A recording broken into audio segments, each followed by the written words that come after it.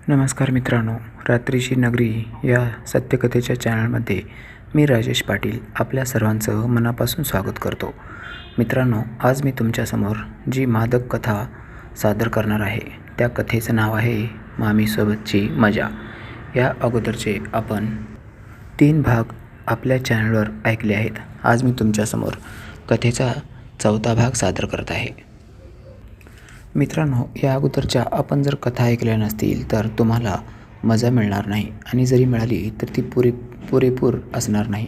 त्यामुळे मी आपणास अशी विनंती करतो की कृपया चॅनलच्या पेजवरती जाऊन आपण या अगोदरच्या कथा ऐकायच्या आहेत, त्यानंतर ही कथा ऐकायची आहे. चला तर मित्रांनो, आता तुम्ही या अगोदरच्या कथा ऐकल्या आहेत असं गृहीत धरून कथेच्या पुढच्या भागाला सुरुवात करत आहे.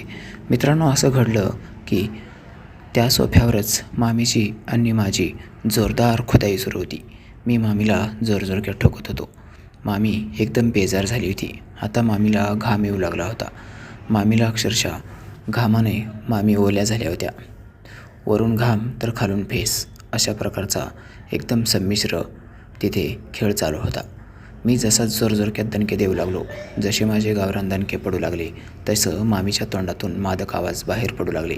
मामी जोरजोरक्यात विहळू लागली, राजेश हळू प्लीज, राजेश हळू, अहो किती जोरक्यात, अहो प्लीज राजेश, असं त्यांच्या तोंडातून कामुक आवाज बाहेर काढत होत्या. मी जोरजोरक्यात ठोकत होतो. असं ठोकत असतानाच मी माझी बंदूक बाहेर काढली आणि ती ओली झालेली बंदूक परत एकदा मामीच्या तोंडामध्ये खुपसली. मामी काहीतरी आढेवेढे घेईल असं मला वाटलं होतं, परंतु मामीने कसलेच आढेवेढे न घेता ती माझी बंदूक बिनधास्तपणे तोंडात घेतली. जणू की मामीला त्याची चटकच लागली होती.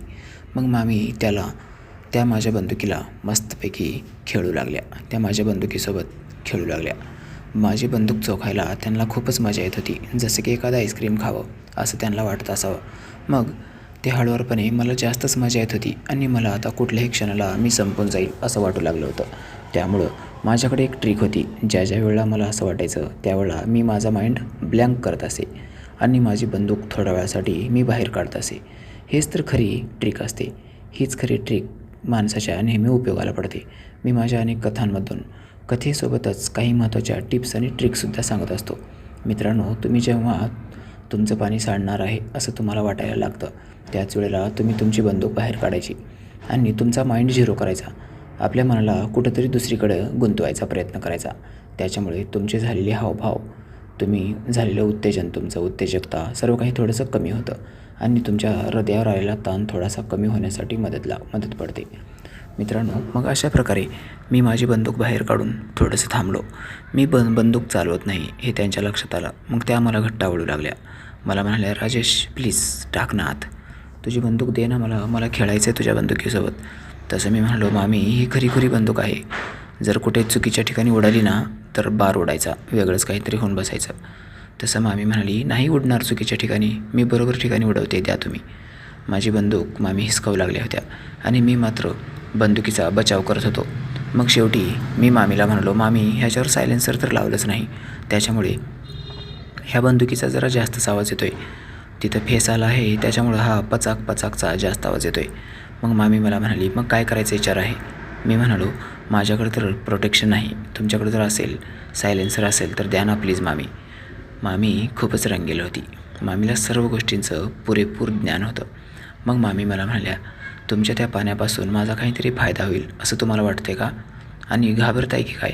माझा जो बॉयफ्रेंड आहे ना तो पण एवढं घाबरत नाही, तो तर अधूनमधून कधी पण येऊन ठोकून जातो, परंतु तुम्ही मात्र खूपच घाबरताय. मामी म्हणाली, तसं जर बघितलं तर तुमचा पण विचार बरोबर आहे, कारण आपण जर विदाऊट प्रोटेक्शन किंवा बिना सायलेन्सरचं काम केलं तर सर्व लोकांना माहीत होईल, काहीतरी त्याचे परिणाम वेगळे होतील. वेगवेगळे आजार, वेगवेगळे कुटाणे, अनेक काही वेगवेगळे नमुने आहेत. त्याच्यामुळे तुम्ही जो विचार केला तो विचार एकदम बरोबर आहे आणि माझ्या मनाला पण पटला. मला राग नाही आला. तसं मी म्हणालो, मामी राग येण्यासारखा विषयच नाही ना, त्यात काय राग येणार, एवढं राग येण्यासारखं काहीच नाहीच ना. सायलेन्सर वापरा म्हणतोय मी तर वापरूत, परंतु मी सायलेन्सर आणलो नाही. मला काही आयडियाच नव्हती इथं आल्यानंतर सायलेन्सरची गरज पडेल, म्हणून मी माझी बंदूक नेहमी तर माझ्यासोबत असतेच, परंतु सायलेन्सरसुद्धा मी नेहमी सोबत ठेवत असतो.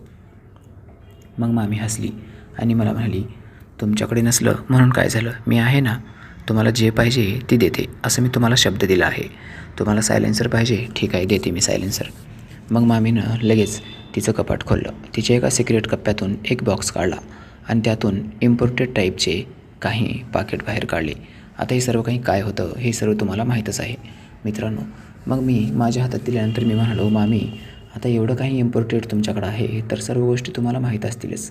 याचा वापर पण कसा करायचा, कसं लावायचं हे सर्व काही तुम्हाला माहीत आहे. त्याच्यामुळे तुम्हीच चढवा ना त्याच्यावर. माझ्या बंदुकीवर तुम्ही जर सायलेन्सर चढवलं तर मला आणखीन जास्त मजा येईल. मामी म्हणाली, कसं चढवू, हातानं चढवू की तोंडानं? मी म्हणालो, वा हे काय आता, तोंडानं कसं काय सायलेन्सर चढवता येणार? मामी म्हणाली, तुम्हाला नाही का माहीत? मी म्हणालो, नाही बाबा, छे मी असं कधी केलं नाही. मामी म्हणाली, ठीक आहे मी चढवते तोंडानं, द्या आणा ती तुमची इकडं बंदूक.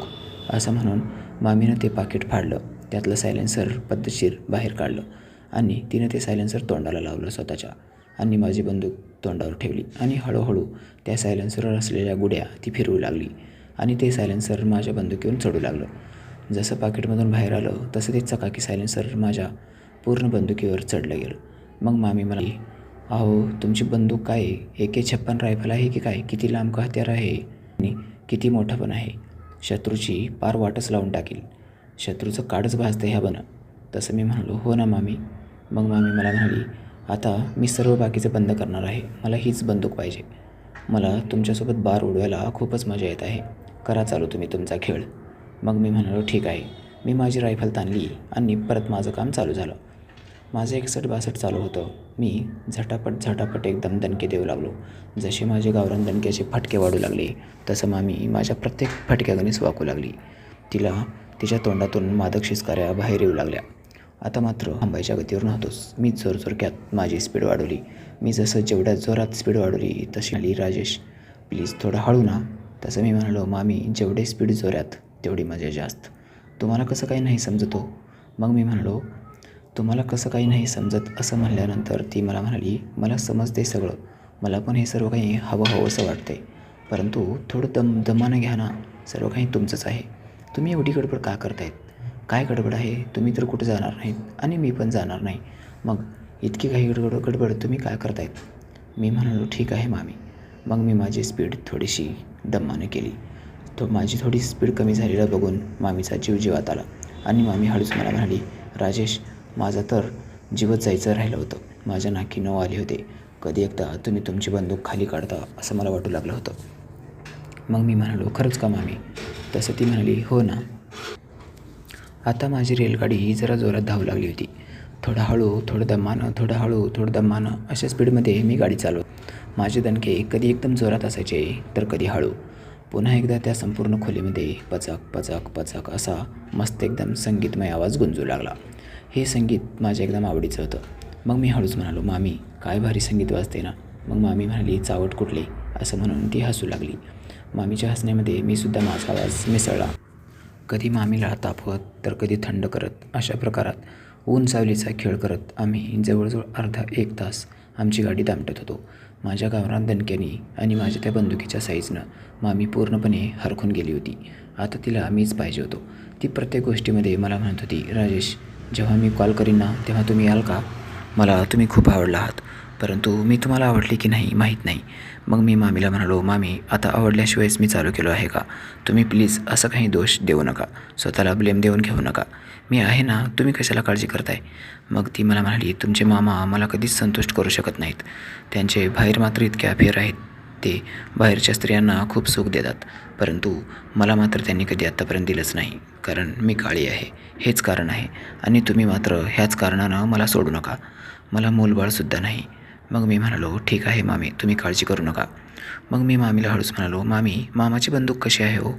तशी मामी मला लगेच म्हणाली, अहो त्यांची बंदूक काही इतकी तुमच्या एवढी तगड्या नाही, आणि तसं जर बघितलं तर थोडं वयोमानानुसार सुद्धा फरक पडतोच ना.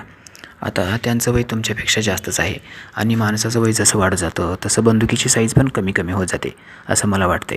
आता हे अशोकचंच बघा ना, अशोकची साईजसुद्धा तुमच्यापेक्षा थोडी कमीच आहे आणि अशोकचं वयसुद्धा तुमच्यापेक्षा जरा जास्तच आहे. आता तुम्ही एकदम तरुण आहात, जवान आहात. मग मी म्हणालो, तुम्ही काय एकदम मस्त आहात ना तुम्ही पण, मी तरुण असलो जवान असलो म्हणजे तुम्ही तर काही कमी आहात का? तुम्ही काय म्हातारे आहात का? तसं ती लगेच मला म्हणाली, माझ्या तरुणाईला जोड देणारं आजपर्यंत मला कोणी मिळालंच नव्हतं आणि ज्या कोणाला मी कधी घ्यायचा प्रयत्न केले तिथं काहीतरी मला संकट येत गेलं. परंतु अशोकनं मात्र मला भरपूर सहकार्य केलं. मग मी म्हणालो, हे अशोक कोण? तसं ती लगेच मला म्हणाली, अशोक म्हणजे माझ्या बॉयफ्रेंडचं नाव आहे. त्यांचं मला खूप सहकार्य आहे. मग मी म्हणालो, ह्या ठोकाठोकीमध्ये का? तसं मामी म्हणाली, हो ना, त्यामध्ये म्हणायचं बाकीच्या कमी जास्तीमध्ये पण, माझ्या सुखदुःखामध्ये पण ते अगदी आवर्जून सामील होतात. मग मी म्हणालो, मामी यानंतर अशोकची जागा मी घेणार आहे. मामी म्हणाल्या, तुम्ही असं काही म्हणायची गरजच नाही, कारण ती जागा ऑलरेडी मी तुमच्या नावावर बुक केली आहे. आता ह्या जागेवर तुमच्याशिवाय कुणीच बसणार नाही. मग मी म्हणालो, मग तुम्ही अशोकला काय सांगणार? तसं लगेच मामी म्हणाले, अशोकचा काही विषयच नाही. अशोक स्वतःहून कधीच माझ्याकडे येत नाहीत. मी जेव्हा त्यांना कॉल करते तेव्हाच ते येतात आणि त्यांना बाकी माझ्याशी काही एवढं देणं घेणं नाही. फक्त माझ्या शरीराची भूक ते भागवतात. त्याच्यामुळं अशोकचं आणि माझं एवढं काही विशेष रिलेशन नाही. मी बोलवले की येणं आणि मला संतुष्ट करून जाणं, बस. त्याच्या मोबदल्यामध्ये ते कधीमधी माझ्याकडून पैसेसुद्धा घेत असतात. अरे बापरे मामी, असंसुद्धा आहे का? तसं ती म्हणाली, हो ना. गेल्या महिन्यामध्येच मी जरा अशोकला 2-3 वेळेस जास्त बोलवलं होतं, तर त्यांनी मला 5 ग्रॅमची अंगठी घेतली होती सोन्याची. मी म्हणालो, अरे देवा, असं पण असते का? मामी म्हणल्या, हो ना. माझी इच्छा भागतच नाही. माझ्या शरीराची भूक खूप मोठी आहे. मी तरुण जवान आहे, त्याच्यामुळे मला तर ह्या गोष्टी पाहिजेतच ना. मला नाही ती घेतल्यानंतर काय करणार? रोज नाही मिळालं तरी महिन्यातून 1-2 वेळेस तर व्हायला पाहिजे ना. शेवटी भूक ती भूकच आहे. मी मामी, परंतु आता मी तुम्हाला कोणापुढे हात पसरू देणार नाही. आणि राहिला प्रश्न खर्च करायचा, तुम्ही आता यानंतर कोणाला 1 रुपयासुद्धा द्यायचा नाही. जे काही पाहिजे ते तुम्हाला माझ्याकडून मिळत जाईल. तसं मामी मला म्हणाली, तुम्ही जर देणार असाल तर तुम्हाला इकडेसुद्धा यायची काही गरज नाही. मी तुमच्या घराकडे येते, मी तुमच्या गावाला येते. तिथं आल्यानंतर तुम्ही मला संतुष्ट करत चला. तसं मी म्हणालो, मामी अशी काही आवश्यकता नाही. तुम्हाला जेव्हा पाहिजे तेव्हा तुम्ही मला बोलवा. आमच्या दोघांमध्ये खेळ चालूच होता. आणखीन पण झटापट चालूच होती. आमची गाडी त्या रुळपट्टीवरून किती वेळ धावणार होती हे मला माहीत नव्हतं, कारण मामी खूपच रंगेल होती. जरा जरी इकडे तिकडे झालं तर मामी लगेच बाजूला व्हायची. जसा मी एकदम एक्सपर्ट होतो तशीच मामीसुद्धा एकदम एक्सपर्ट होती. मामीला माहीत होतं समोरच्या माणसाला किती वेळ खेळवायचं आहे आणि पुढच्या माणसाच्या नळाला पाणी कधी सोडायचं आहे हे मामीला परफेक्टपणे माहीत होतं, कारण मामी खूपच मुरलेली होती. तिला एकदम ह्या गोष्टीचं पुरेपूर नॉलेज होतं. मग हळूवारपणे मी मामीला म्हणालो, मामी तुमचं पोट भरलं नाही का आणखीन? तसं मामी मला म्हणाली, का तुमचं पोट भरलं आहे का? तसं मी म्हणालो, छे नाही रे बाबा, मी एवढ्या लवकर थकत नाही, परंतु तुम्हाला खूप घाम आला आहे. मग मामी मला म्हणाली, वरचा तुम्हाला घाम दिसतोय, खाली यायला फेस दिसत नाही का? आणि ती हसू लागली. मग मी सुद्धा आणखीन नव्या जोशने जोरजोरात ठोकायला सुरुवात केली. आता मी जास्त मेहनत करू लागलो होतो. मामीलासुद्धा मी खूप आवडलो. मग आमच्या दोघांची ठोकाठोकी चालू असतानाच मामीचा खूप फोन खनखन करू लागला. तसं मामी मला म्हणाली, कोण असेल आता यावेळेला? तसं मी म्हणालो, आता मला काय माहीत तुम्हाला कोण कॉल करतं आहे, तुम्हाला कोणाचा कॉल येतो आहे. बघा, कदाचित अशोकने कॉल केला असेल. तसं मामीनं त्यांचा हात माझ्या तोंडावर ठेवला आणि मला म्हणाली, छे असं काही नका बोलू. अशोक मला कधीच कॉल करत नाही. माझा मोबाईल चेक करा. अशोकचा कॉल नसतो किंवा साधा SMS टेक्स्ट मॅसेजसुद्धा असत नाही. त्यांना जेव्हा पाहिजे तेव्हा मीच बोलायला पाहिजे. मग कॉल मीच करायचा, फोन मीच करायचा, मॅसेज मीच करायचा, त्यांना बोलून पण मीच घ्यायचं, कार्यक्रम करायला व्हायचं आणि पैसे पण मीच द्यायचे. किती अन्याय आहे बघा ना, फक्त माझा रंग काळा आहे म्हणून. मग मी म्हणालो, मामी आता याच्यानंतर जर तुम्ही रंगाचा विषय काढला ना तर मी तुमच्याजवळ येणार नाही. आपला विषय इथंच संपला. मग मामी म्हणाली, सॉरी आता नाही म्हणणार. मग मी म्हणालो, देवानं तुम्हाला इतकं भारी रूप दिलं आहे, इतकं भारी शरीर आहे तुमच्याकडं, इतकं भारी तुमचं मन आहे, तुमचं मन एवढं मोठं आहे, मन इतकं सुंदर आहे आणि शरीराचं आणि रूपाचं घेऊन काय बसलायत? काळं किंवा गोरं, मी तुम्हाला अगोदरपासून म्हणतो आहे, रंगामध्ये काहीच नाही, माणसाचं मन सुंदर असलं पाहिजे. मग ती मला म्हणाली, कोणाचा का फोन असं ना, जाऊ द्या, तुम्ही नका लक्ष देऊ, मी ठीक आहे असं म्हणून मी आणखीन ठोकायची गती वाढवली. परंतु त्याच वेळेला माझा मोबाईल वाजू लागला. मग मला म्हणाल्या, बघा आता तुम्हाला आला कॉल, आता कसं करायचं आहे? मी म्हणालो, कदाचित पप्पांचा कॉल असू शकतो किंवा आईचा. थांबा मामी, मी बघतो कॉल कोणाचा आहे ते. असं म्हणून मी माझा मोबाईल बाहेर काढला आणि मला थोडंसं घाबरल्यासारखं झालं. मी जरा घाबरलो. मामी म्हणाल्या, काय झालं? तसं मी म्हणालो, मामांचा कॉल आहे. मला कसं काय कॉल केलेत? मामी म्हणाल्या, उचला लवकर, मला पण मग त्यांचाच कॉल असेल. असं म्हणून मामी माझ्याजवळून चटकन बाजूला झाल्या आणि पलीकडे ठेवलेला त्यांनी त्यांचा मोबाईल घेतला. मामीच्या मोबाईलवर मामाचे 2 कॉल येऊन गेले होते. मग मी मामीला सांगितलं, मामांचा कॉल आहे, घेऊ का? मामी म्हणाल्या, हो घ्या ना लवकर. मग मी मामांचा कॉल उचलला. तसं मामा म्हणाले, अरे राजेश, तिनं काय करते? तिला कधीपासून कॉल करतोय, उचलतच नाही. तसं मी म्हणालो, मामा मामी भांडे घासत असेल आतल्या खोलीमध्ये, मी बाहेर बसलो आहे सोफ्यावर, बोला ना काय काम आहे?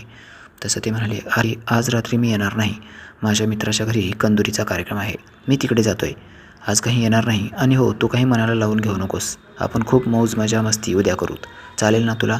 आणि जर तुला घरी एकट्याला करमत नसेल तर मग तुला पण मी घेऊन जातो, चालेल का? येशील का सोबत? तसं मी म्हणालो, नको मामा, मी खूप थकलो आहे, मी आज आराम करणार आहे. मग मामा म्हणाले, ठीक आहे, जशी तुझी इच्छा, तुला यायचं आहे तर ये. मला माहीत होतं मामा काही मला सोबत घेऊन कुठे जाणार नव्हता, परंतु त्याने त्याच्यावरचा फक्त एक शब्द काढावा म्हणून मला त्याने ऑफर दिली होती. मग मी शांत जसं बसलो तसं मामा पण शांत बसला. मामाकडून काही रिस्क आला नाही. मग मीच मामाला म्हणालो, मामा मी फोन ठेवू का? तसं मामा म्हणाले, हो ठेव ना. आणि हो, त्याला पण सांग मी घरी येणार नाही, स्वयंपाक माझ्या नावचा बनवू नकोस. आता त्यांच्या घरामध्ये काय होतं, कसं होतं, किती दिवसाला स्वयंपाक बनायचा, कधी येत होते, मला काही माहीत नव्हतं. परंतु मी काहीच न बोलता फक्त म्हणालो, ठीक आहे, सांगतो मी मामीला, असं म्हणून मी मग कॉल कट केला. आणि आता आमच्या दोघांना एकदम आझादी मिळाली होती. मग गाडी आमची आणखीन जोरात त्या रोडपट्टीहून धावू लागली.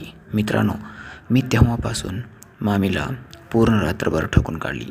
आम्ही 3-4 वेळेस चहा करून पिला, मस्त एकदम पूर्ण रात्र मजेत घालवली.